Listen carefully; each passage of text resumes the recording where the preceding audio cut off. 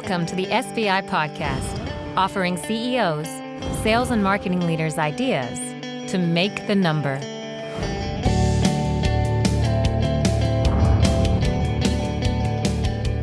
Welcome to the SBI Podcast, a weekly broadcast dedicated to helping you make your number, but getting your peers to share with you how they are making theirs.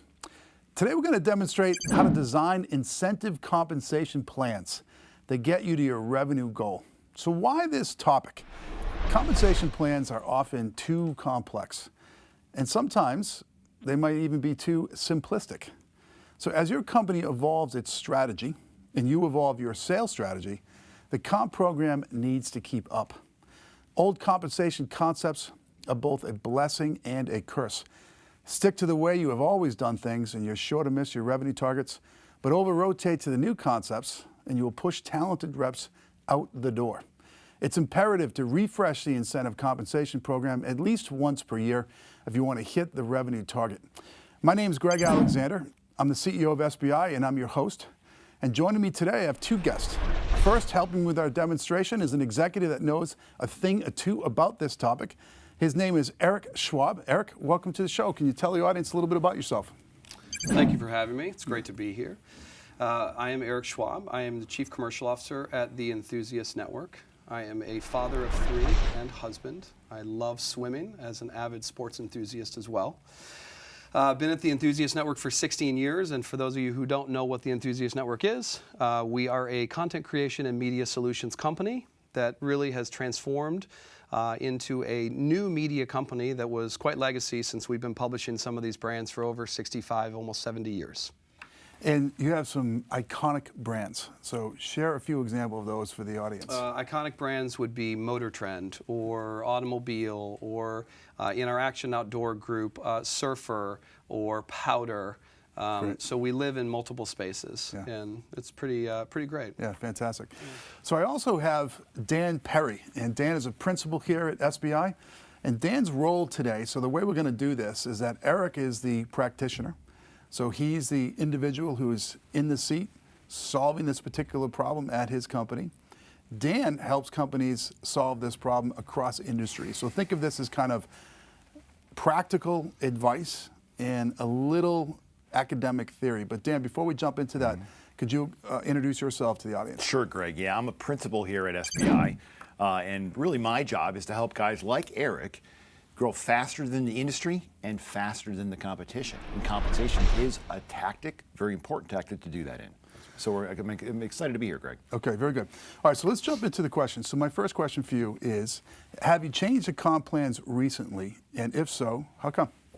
We have changed compensation plans. For a long time, let me set the stage with, we were under a comp plan that was at a 65% ICR or threshold, as we call it.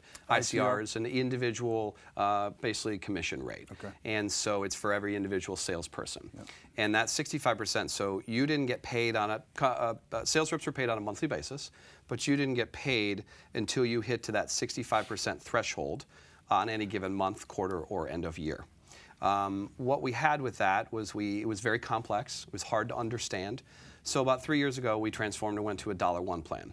A lot of people felt that under the 65%, there were some challenges and issues at over 100%, and they weren't making as much money because we put some caps in there. And so we wanted an easy to administer, easier to understand $1 plan.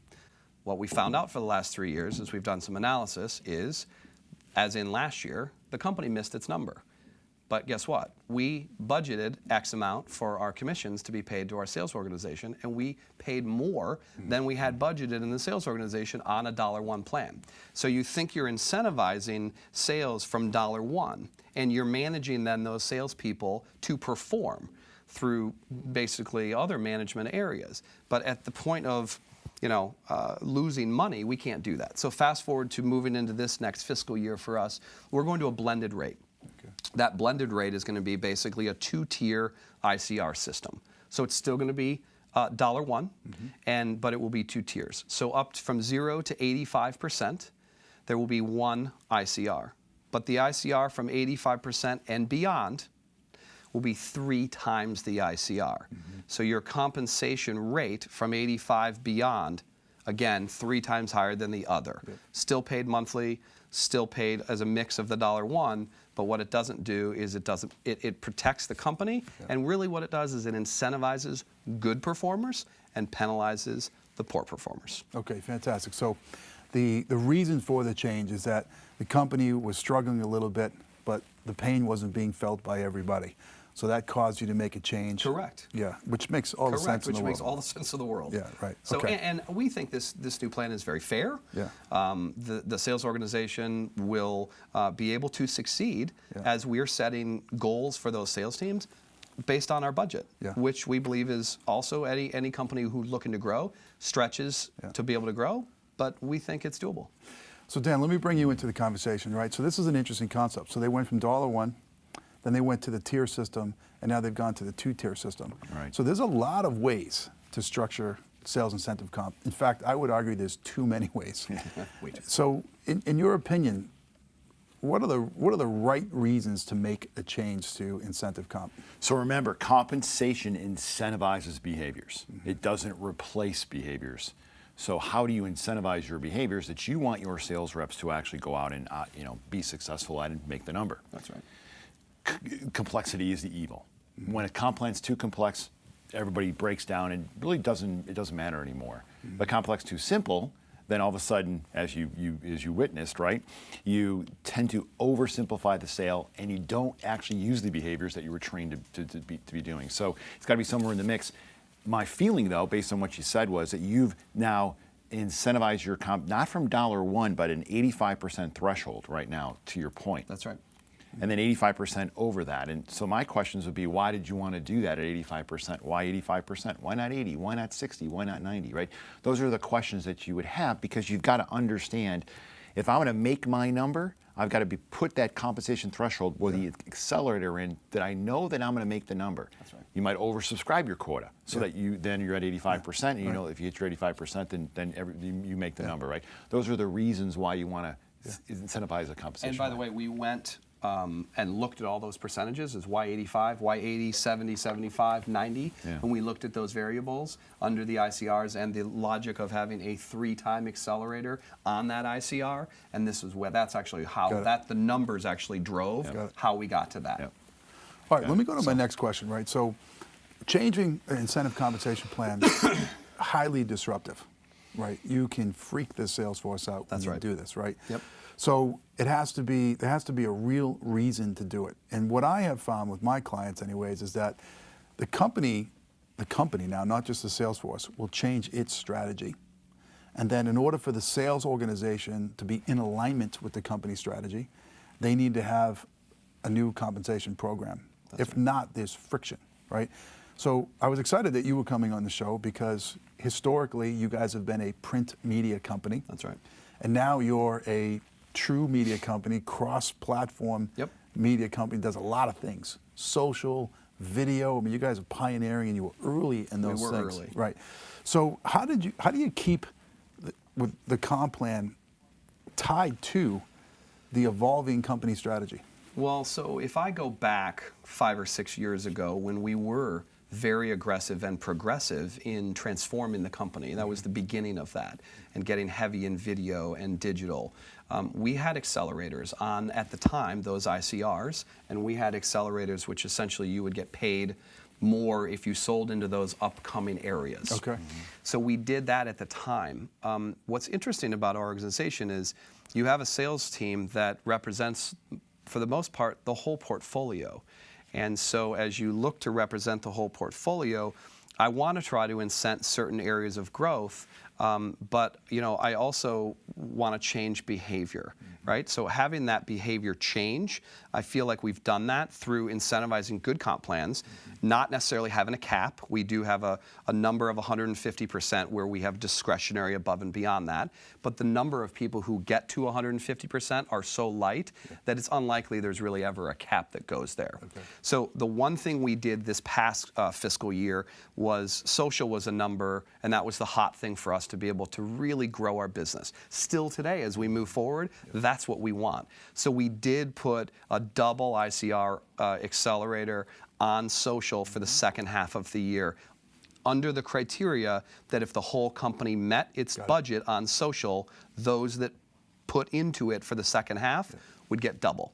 So I guess I could say is 5-6 years ago, we changed behavior by doing that. We do have a lot of new employees in the organization. We have expectations of these growth mediums, but we're really working with them to be able to drive it. So it's a great example. So social is a company-wide strategic initiative. Yes. It's an imperative. You have to do well there. Yes. Right? So therefore, paying double commissions on social makes a lot of sense. Makes right? sense. It's a great example. Yep. So Dan, this is one of the things that you've taught me over the years, which is incenting behavior, right? So in that example, I classify this in my simple terms here, is that's a product that's important to them, okay? So they're paying double commissions on it. What's your opinion on, telling the sales force through the comp plan that not every dollar is worth the same? Right. Some dollars are worth more to the company than others. Yeah. What's your perspective on that? So if that's what the corporate strategy is, remember we're incentivizing the corporate strategy, or incentivizing behaviors. That's good, what you've done. However, you're going to cannibalize some other products or services in that as well too, like a digital or print, right? Sure. So you've got to understand, first of all, by incentivizing social, are you cannibalizing some other form of revenue? And is that important or not important to you? And by how much? Yeah, by how much? Because you might not care. Correct. If the upside is so great, the downside is small enough, you might not Or care. if you have certain things locked in, you're in the second half of the year in your magazine, you know where you're at, you may not be cannibalizing those components. And so turning the focus toward where our efforts in social are, I guess the cannibalization is a very fair point. It's more converting those advertisers out of 3,000 advertisers that our company goes after to utilize the biggest audience that we have, which is in our social space across our brands. Right. Here's the key point though. You pick social, right, as a company initiative. You have to enable your sales force to be sure to be able to sell social. That's true. Right. And that's more than just a comp plan. That's more than just a comp plan. So that's very true. So a comp plan, just because I put incentive on social, doesn't mean I'm going to go sell social because I might not know how to do it. Right. That's right. That's really important. So this is a great lead into the next question, which is the theory. I hate to be a consultant here, but the theory says a key to a successful comp plan is what's called job matching. Okay. Right. So you write new job descriptions for the roles when you come out with a new comp plan. So everybody understands that, okay, per the job description, this is my job, this is what I'm supposed to do, and that's reinforced through the comp plans, okay? Yep. So when you made this change, did you also change the descriptions of the roles? On an occasional basis. My real short answer is no. We've done that over the last couple of years, and I feel like we're pretty aligned because the sales organization is pretty consistent for the last at least 12 to 24 months. Yeah. So we haven't necessarily kind of changed the job specs. Because you'd already done it. Because we'd already done it. What I will tell you is, though, it is critical to do that because as you evolve from a traditional print seller, for example, who only sold print, and you want to put him into an integrated media solutions role, that's what we want to do. I want to put them into that title, that role that's going to open the door to be able to have the perception to their clients that they're actually doing more. I also, it's a behavior change I mentioned in the last question too, is, I want people to understand we're trying to incentivize them, drive business for them, and in terms of what they do, teach them of how they can actually go and do it. Yeah. So I feel like we did change the job specs before because we're not, being that everyone represents the whole portfolio, we didn't need to do that this year. Okay. So Dan, what advice would you give the audience on this? Sometimes I see comp plans get changed and job specifications do not, or sometimes job specifications get changed and comp plans do not, and then you send this conflicting message to the field. So what advice would you give the audience there to avoid that? So the profile of the position is the most important thing because it really tells the person what they're responsible for, what they're accountable for, and what they need to be successful in doing. If I incentivize something that I can't do, I don't know how to do. That's right. Then that's what happens. I try to be successful in that, selling the incentivized, in your case, social, and I can't do it. So what happens? I get corrupted. And all of a sudden I'm passing on opportunities that I normally would be able to sell successfully because I'm so desired to be incentivized by the double commission in social. That's right. So the jobs role has to put in there, I need to be proficient in social and the things it takes me to be successful in social. So they blend together. I will say we have done, with any new employee that has come through, that is exactly what we've done by working with human resources to make sure that that job description is clearly outlined. Okay, perfect. All right, we're going to take a quick break, but first, we want to invite you to participate in a remarkable experience. I would like to personally invite you to the studio, which is where we're filming today.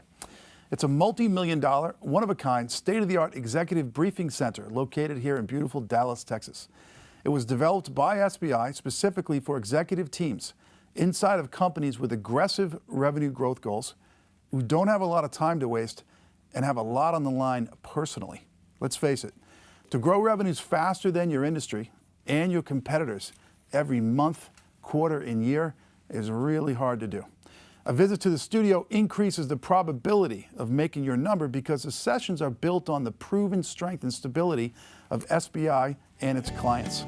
So if this is something that's of interest to you, visit our website, salesbenchmarkindex.com/the studio to book your visit.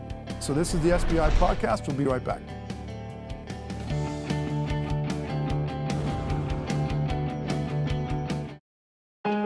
Meet Bruce.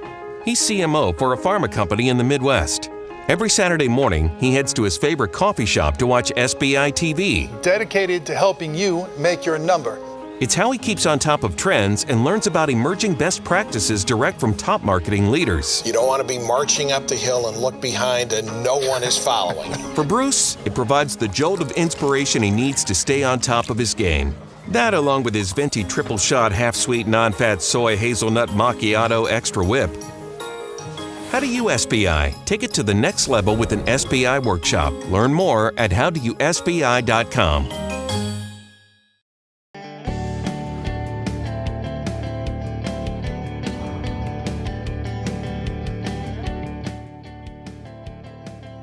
Welcome back, everybody. You're listening and watching to the SBI podcast. I'm your host, Greg Alexander, and today I'm joined by two exceptional individuals. Our guest is Eric Schwab, who's the Chief Commercial Officer of 10, the Enthusiast Network, and I'm also joined by legendary SBI Principal Dan Perry. And today we're demonstrating how to design incentive compensation plans that get you to your revenue goal. So let's jump back into the questions. So my question for you, Eric, is in terms of the number of distinct selling roles at your company, and therefore how many comp plans? Because the challenge is administering all of these things. That's right. So how many roles do you have and how many comp plans do you have? So there's 80 people within the organization on a comp plan. There's about 55 salespeople that would be on the sales plan. So what we spoke about earlier in terms of the blended two-tiered rate, they're on that basic plan where you essentially have up to 85% on the one tier and then the 3-time accelerator on the other. Okay. The other plan would be for basically a general manager who is essentially responsible for that business unit, and they will also be, I don't want to say they're direct sellers, but they're inevitably responsible, and so they are helping be able to sell that business. And so there are a handful of legacy things that have come through where I guess I could say we have 2.5. So we really have 2 plans, one for the salespeople and one for the general managers. Those general managers, by the way, are paid quarterly. And that plan, which we didn't get into, is essentially up to 85%, up to 80% before they start getting paid. So it's still a threshold, but at 80% of mostly profit for the organization, they will get paid on that. But there's a couple of cases where our general managers do have legacy accounts that they have the relationships through, and we've kept it. And so there is a blend sometimes where a general manager might have their quarterly plan as a general manager and then a sales plan on a monthly basis. So what I love it's very simple. I mean, 80 people, 2 plants. It doesn't get any easier than that. I mean, very, very clear. So all of that hassle you would normally have to go through to make sure that people get paid correctly, people get paid on time is now gone because you basically have 2 plants. That's right. And the biggest problem that we've had is the administration of it and the questions that the sales organization and general management of the organization had is this number correct? And so what we've done is weeded this out over the last couple of years under the new leadership team, and we've determined simplicity is better for all parties. So Dan, let's take the other side of the argument. Okay, sometimes I have people in Eric's seat and they say, I don't agree. There's real value in having a specialty, and every single sales role I have in the company, I might have a hunter and a farmer and a product specialist and an industry vertical specialists and blah, blah, blah, blah, blah, and I want a unique plan for every one of those, right? So that's the argument on the other side of this. Yep. So where do you fall in these two extremes? Yep. Simple KISS program, right? Keep it simple, stupid. Yeah. Here's the reason why. If you want to make someone really mad, miscalculate their compensation. Yeah. That's right. And that Underpay them, overpay them, cause whatever. turnover, it will cause dissension, and quite frankly, it'll cause miss your number. Yeah. So simple is better, and the ability to track that clearly. That's right. So a salesperson at any point in time knows exactly where they're at and how much money they're going to get. Yeah. And then the final theory of the kind of three prongs is communication. Yeah. Right? If someone's not, if there's an MBO incentive, and some compensations have that. Yep. if you don't communicate clearly on a regular basis that you are going to miss that MBO, and all of a sudden you're supposed to get a check, it's not there, that is death. That's right. And it's interesting. We have the luxury, because we have 80 people on comp plans, where a lot of other organizations might have hundreds and thousands. And so, but what we've created is a template for these 80 people that fits into their plan, their ICR, their numbers, and all they have to do is plug in their revenue number into a field, and it calculates where they are. Yep. So we've made it simple for them to understand, because again, going back to the beginning part of the segments, the first segment, people couldn't understand this ICR threshold calculation, and it was muddy. So yeah, and that goes back to, Greg, your real question is, you got 80 people, 80 different comp plans. You can't be all unicorns. Because what happens is it's hard to calculate that. It's hard to understand how other people get incentivized. If I know how you are incentivized, I might not know the number, but I know how you get incentivized. I might try to help you make more money, because you can help me make more money. Yeah, that's right. Yeah. All right, so if I brought a CFO out right now, and I sat him right here between you and I asked him this question: what drives you crazy about sales compensation plans? Here's what he would say: way too many people are getting paid on every deal. I hear this all the time. So in your case, how many people get paid on a deal? It's a great question. Yep. I guess I would say a couple of years ago, way too many people were paid on way too many deals, and people were making way too much money. Yeah. As I rose through the ranks in this organization, I can tell you, I'm sure I was paid on some of those things. Yep. We have weeded that out. Yep. The reality is we have looked at account alignments and assignments across the organization, and we feel pretty strongly that when you're looking at who's going to get paid on the deal, it's pretty simple. You have one person who manages that account. One person is getting paid on it. If there's a split, so you're working with a large ad agency and a large client, and they're in different areas of the country, then we may not have them travel across the country. So there's an ad agency in New York City, and there's a LA-based OEM, for example, in an automotive world. Well, so we're going to have a split. So there's two people that get paid on it, but they work together. Yeah. The only other place that we have is we do have some experts. Yeah. So we have an expert in programmatic. Mm-hmm. We have an expert in production. We have an expert in social.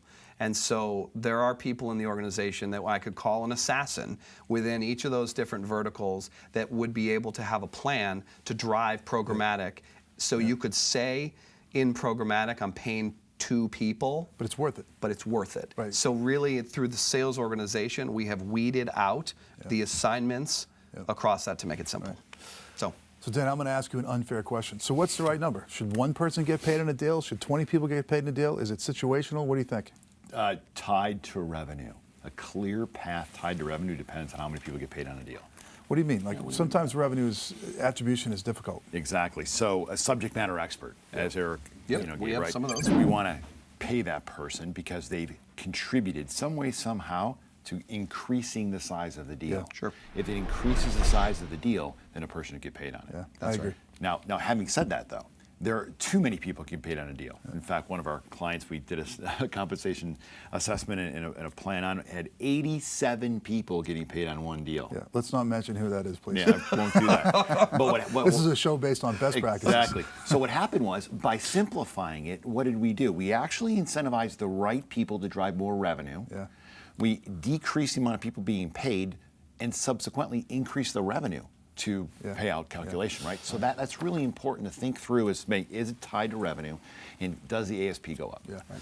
I would add this. If you're going to bring in an assassin, and I love that terminology, they got to do two things. They have to increase the probability of winning, right? Because sometimes you won't win without that added expertise, or they got to grow the average deal size, which is what you just said. That's right. And if they can do those two things, then it's worth it. It's worth it. To pay a little bit more, because without them, you might not even get the deal, or you might get a smaller deal than you wished. Now, you understand that by does the buyer value it? Yep. Right, and that's another discussion, but does the buyer value it? Yep. That's what you do. All right, next question for you, Eric. Do you believe in paying on revenue, margin, both, some combo? What's your take on that? So as someone in the leadership team, I think we all want to pay on margin. Yet at the end of the day, salespeople don't control a lot of the components of costs that go into their deals. So I think you have a challenge when you're talking to managers. So if you're a general manager of a business unit and you're looking at profits and you have the content generators as well as sales and all costs and everything that COGS that goes into that business, you should be paid on margin. Yeah. But I got to tell you, salespeople don't control that. So what we had to do is we set up a separate area within the organization that falls within the marketing team. And it's more sales marketing, where we do something called a RASKI, where essentially it's a brief storm on every opportunity that comes through, and we assign somebody who's responsible, who's going to be informed, and all these different pieces that come with that. And what the end of that result of that RASKI process, where we're putting these solutions together for advertisers, there's an approver. Yeah. And that approver needs to approve the margin. So we're not giving the store away.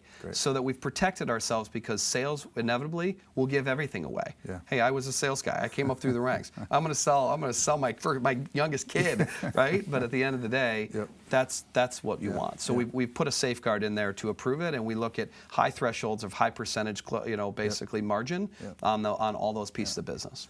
Stan, what do you see out there? Margin or revenue, both? What's your opinion? Mainly revenue. Yeah. Not because people don't want to pay in margin, they can't track it. Yeah. It's really hard. It's hard to track. Very, very hard. Especially on a deal or even a product sometimes. Yeah. And how does that deal relate inside of the actual, the products or services or bundling that you have? So people want to pay on margin, but they simply just can't make the calculation. Yeah, it's hard because of all those things that are outside of the control of the salesperson. That's right. Yeah, okay. All right, it's a good time for another break, so let's go ahead and take that break. Would you like to implement some of the things that Eric and Dan have spoken to you about today? If so, I think we can help you. Consider having one of our experts spend some time with you in a workshop. If you want to get a feel for what's covered in this workshop, go to sbi.tips/2017 workbook, 2017 workbook, and download a copy of the workbook we use in these workshops. Okay, we got one more segment with Eric and Dan after the break. Stick around, we'll be right back.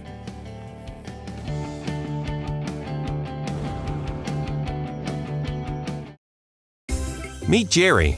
He's the CEO for a startup in Silicon Valley. He just signed up with SBI On Demand, a membership for growing businesses that includes an SBI workshop, access to subject matter experts, and a library of exclusive video tutorials. With SBI On Demand, he can access the very best of SBI from anywhere, even when he's on vacation. Just don't tell his wife.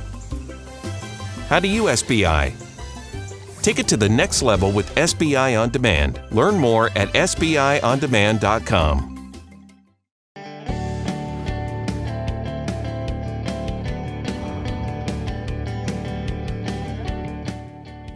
Welcome back, everybody. This is our last segment with Eric and Dan, demonstrating how to design incentive comp plans that get you to your revenue goal. So we're going to jump back into the questions here. So Eric, let me come to you with this concept of job leveling. And for the audience that might not be familiar with this idea, think of kind of like account executive 1, account executive 2, account executive 3, which means that within the same job, I can level myself up. So in other words, I don't have to necessarily get promoted or change jobs to increase my earnings potential. Absolutely. I can do it within my job. Absolutely. So does your company deploy job leveling? We do. I'm a huge believer of a farm system to begin with, by hiring someone who might come in as a sales assistant to then be able to have a path. So in terms of leveling, let's focus on the account executive role. Okay. We have that right now, where essentially an account executive is learning to work with some of the more senior account executives or reps within that group.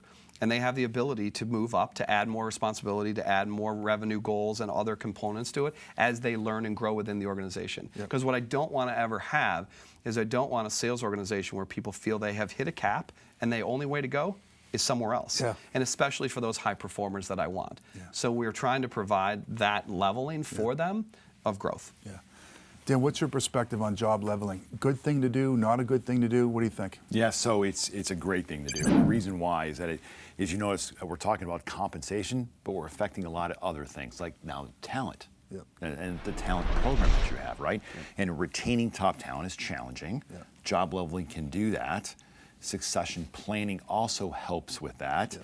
and even mentoring. That's right. Right, other people. So that's really job leveling can do this. However, one caution is that you don't want that position to be reflective back to the customer.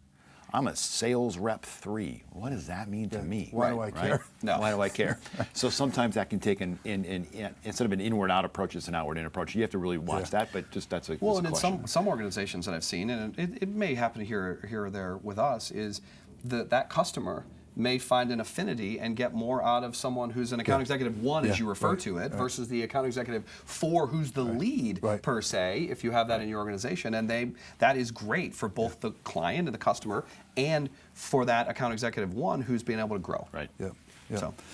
All right, so let me bring back our friend, the mystery CFO, right? And I would advise a CFO when thinking about budgeting incentive comp dollars to substantially overpay top performers. And the CFO would say, I don't want to do that. I don't have to do that. Those are dollars I'd like to keep. So why do I have to do that? And then the compromise we would make is a plan that distinguishes between bottom performers and top performers. So you mentioned in the previous segment that you are doing that. What was the main reason for doing that? Well, the main reason is I wanted to incent the higher performers to be able to make more money. I mean, the whole goal at the end of the day is, like I said, we overpaid overall in our previous $1 plan. We overpaid versus our budget, yet we missed our budget as an organization. That can't happen. Yep. So what we did in this new structure with the 2 tiers is create it so that you're funding the overperformers by the underperformers. And when you look at that, and we were talking about the percentage, why 85%, and you look at how we created that, well, that number came into the fact of where and how much we were going to penalize the underperformers who were 50 and 60% of their numbers to be able to fund the overs. So from a CFO standpoint, our numbers are actually going to be less in terms of overall compensation we put out, not by much, by the way, but the risk for the company is far less, but the reward for the salesperson is far greater. Yeah. So Dan, this is a way to, in a comp neutral or budget neutral way, because I'm kind of, inflicting pain on those that maybe haven't sold enough this year, and I'm stealing those dollars from them, and I'm reallocating them to the top performers, which is great because now I can reward them appropriately. There's those that don't like that idea because they think they're going to lose the underperformers. I'm sure you have a perspective on that. Should they care if they lose the underperformers? So again, back now to a talent program, right? And they're so closely tied. Talent program tells us that we need to, and if you expose the top grading methodology that SBI exposes very well, you need to top grade your salespeople every single year. And you're actually doing that. You're taking money from the C player and giving that to the A player. Now, there's reasons sometimes a C player, maybe they're struggling with personal issue, maybe they're a new position. Those are circumstances. Factors. We get but that. yeah, absolutely. That is the way to do that, is cost neutral funding. Yeah. There's another thing you can do too, and this is called non-cash compensation. Right, where I can't Topic do that. for another day. But that's another thing to do. Reward your A players. That's a 3-hour documentary. We got a 30-minute window here to capture this show. I feel pretty excited about it, though, Greg. I know you do. Sorry. I know you do. All right, last question for you. So this is regarding territories and quotas. Sure. Okay. And the rule of thumb says is that the compensation plan should reflect the territory you've been assigned and the quota you've been assigned. That's right. So how does your plan connect to territories and quotas? So essentially, we're in very simple ways. We're taking last year's revenue by medium, by group, by territory, and you take that, and it's a renewal, and then you need to build it and grow towards the budget. It's as simple as that, to be very honest with you. Okay. With an organization with 80 people across the company, And as you've heard through this segment, we've had to clean up a lot. Yeah. And by cleaning up a lot, which we've done an amazing job at, I think, we've been able to get territories set, as we talked about, compensating 1, maybe 2 people in a split organization. But for us to be able to actually build a quota, that build of a quota came straight from last year's revenues and then new. Now, what we do, I will throw in there, is if there's new mediums, as we have new mediums come forward, and social and other things, we're having to, there's actually a team that looks at then the account list that team or that territory has, and the types of accounts that could get sold a type of medium that they currently have not had year over year. Because what you don't want to do is create, okay, it's not as simple as, here's last year's budget, and 20 people sold into this type of medium. We're going to do this, and we're going to take those same 20 people, and we're going to only have those same 20 people to build to that budget within that business unit. You can't have that when you have maybe another 20 people in the organization who have the opportunity because of the clients that they have to sell into it. So we've built that it's, if you've done it, you have actually an opportunity and a growth. If you haven't done it and there's a real opportunity based on your territory and client base, we can build to it. Okay. So Dan, if I was your client and I asked you to help me think through connecting my comp plan to my territory assignment to my quota, what would you advise me to do? Well, they're interlinked. You know, without all of them in alignment, you get misalignment and a chance to miss your number. Right? So most compensation plans are tied to quota performance. But if the quota is set poorly, improperly, and the territory is improper or not robust enough, or we haven't identified who the ideal customers are in that territory to go after, I'm not going to hit my compensation plan. That's right. So I could have the best comp plan in the world, but if I can't achieve my quota and my territory doesn't allow me to do that, then I'm not going to be successful. That's right. All right, guys, we are out of time, but that was a great demonstration from the thought leader and the practitioner on how to design incentive compensation plans. So on behalf of the audience, I want to thank you guys for coming on the show today. Really appreciate it. Appreciate it. All right. Thanks, Greg. Dan, thank thanks you. for coming Thanks on. for having me. All right. I'd also like to thank the SBI audience for tuning in. You have made this show the most watched and listened to show in this category on the internet today. It's this kind of response that motivates us to keep inviting outstanding guests like we had on the show today. So thank you for your continued support. We're going to keep working hard for you to make sure that we bring you great content. If you want to learn more about this topic or the other areas that we focus on, go to salesbenchmarkindex.com/register and create an account. Now, why would you want to do that? This allows you to personalize your experience with our content. We call this the logged in experience. For instance, you can choose the topics you're interested in and how often you want to learn about them. All right, that's it for today. As always, until next time, I wish you good luck as you try and make your number.